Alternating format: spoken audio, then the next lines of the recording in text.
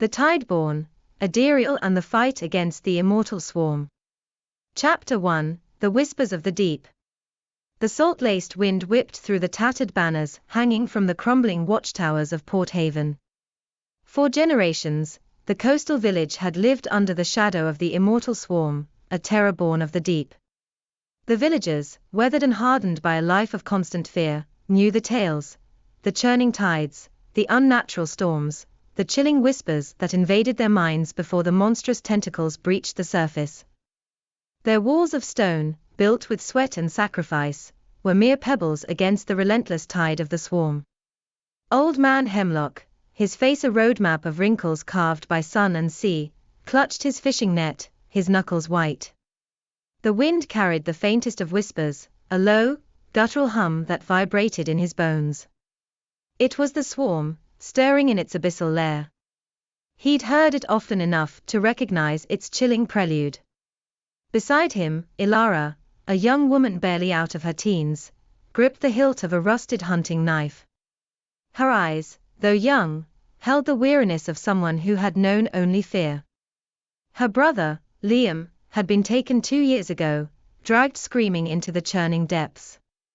"It's getting stronger, old man," Ilara said, her voice tight with apprehension.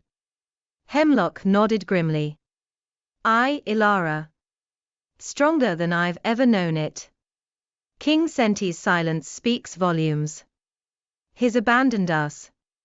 The people of Port Haven had sent desperate pleas to King Senti, to the wizards of Eldoria, to anyone who might offer salvation. Silence was the only reply. Hope withered, replaced by the gnawing dread of imminent annihilation. Bitter arguments raged: flee inland, abandoning their ancestral home, or stand and fight, a futile gesture against an unstoppable force. The debate had become a bitter, gnawing wound in the village's heart, dividing families and fraying the already thin threads of their community. Some, led by the pragmatic blacksmith, Borin, advocated for retreat, arguing that survival, however ignoble, was better than certain death. Others, clinging to tradition and the memories of their ancestors, refused to abandon Port Haven, even if it meant facing the swarm. Liam's father, Ronan, was among the most vocal of these, his grief fueling a desperate defiance. He spoke of ancient rituals, of forgotten wards, anything to keep the swarm at bay. But even his fervent pleas sounded hollow against the growing darkness. Then, she appeared. Out of the frothing surf, a figure emerged, cloaked in black, her presence an anomaly in the already surreal atmosphere. Red curls peeked from beneath the hood, hinting at a fire as untamed as the sea itself. Her voice, when she spoke, was soft, yet carried across the hushed crowd, silencing the cacophony of despair. "I can help bring an end to the Immortal Swarm," she declared, a tremor of hesitation betraying the weight of her words. "For I was once a part of it." A collective gasp rippled through the crowd. Suspicion and fear warred with the faintest flicker of hope. She slowly lowered her hood, revealing a face of striking beauty, framed by a cascade of fiery red hair. Her eyes, the color of the deepest oceans, held a sorrow that mirrored their own. "I am Adiriel," she announced, her voice gaining strength, "the eldest daughter of the Immortal Swarm." Murmurs erupted again, louder this time, laced with disbelief and outright hostility. A part of the swarm? Surely, this was a cruel jest, a final, mocking blow from the monstrous squid. Warren pushed forward, his burly frame radiating mistrust. "Liar! You're one of them. A trick to lure us into the sea." Adiriel raised a hand, silencing him. "I have seen the destruction we have caused, the fear we have instilled. I can no longer stand idly by." She stood tall, radiating a strange mix of vulnerability and power. "My mother, she is no longer the goddess she once was. She is a corrupted shell, driven by grief and rage." She then unveiled a terrible truth, a tale older than the oldest fisherman, a legend whispered only in hushed tones around dying embers. "My mother was once betrothed to the sky god. When the god of the underworld struck him down, the world wept. Famine spread like a disease, empires crumbled, and my mother, she broke. She turned to dark magic, made sacrifices, even of her own children, all to cheat death and cling to immortality. In doing so, she became the Immortal Swarm. A monstrous parody of the goddess she once was. Adiriel paused, her gaze sweeping across the faces of the assembled villagers. Her grief is a storm that will never cease, until it consumes everything. And I am the only one who can stop it. She continued, her voice resolute. Her rage stems from my father's death, and only her death, by my hand, can bring peace. When I claim my rightful place as goddess of the sea and sky, I will turn my gaze towards death itself. Hesitation still lingered in the eyes of the villagers. How could they trust a daughter of the swarm? But in her eyes, they saw not malice, but a profound sorrow, a burning determination that mirrored their own desperate desire for salvation. Ronan, drawn by the mention of gods and sacrifice, stepped forward, his eyes gleaming with a desperate light. What must be done? What price must be paid? Adiriel looked at him, her expression softening. The price is high. We must venture into the heart of the swarm, into the abyssal plains where she reigns. I know the path. I know her weaknesses. But I cannot do it alone.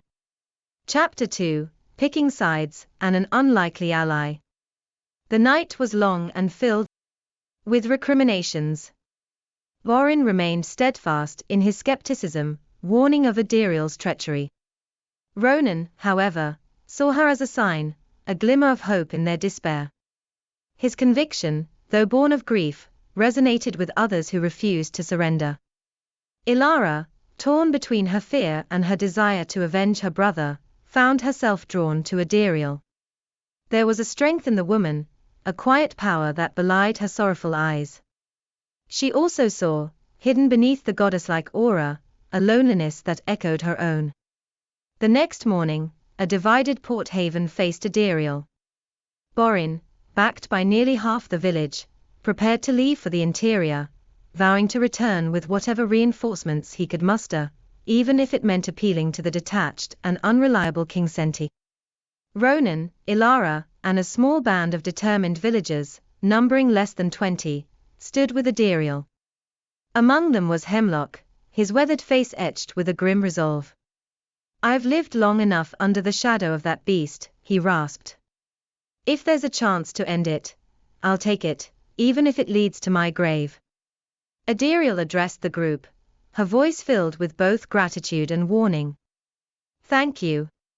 But understand, the path ahead is fraught with peril. My mother will not welcome my betrayal. The swarm, it is a part of her, and it will fight to protect her. She paused, her gaze resting on Ilara. More than just tentacles and teeth, the swarm has a voice, or insidious whisper that can prey on your fears, your doubts. It seeks to break your spirit, to corrupt your mind. Strength of will is as important as strength of arm.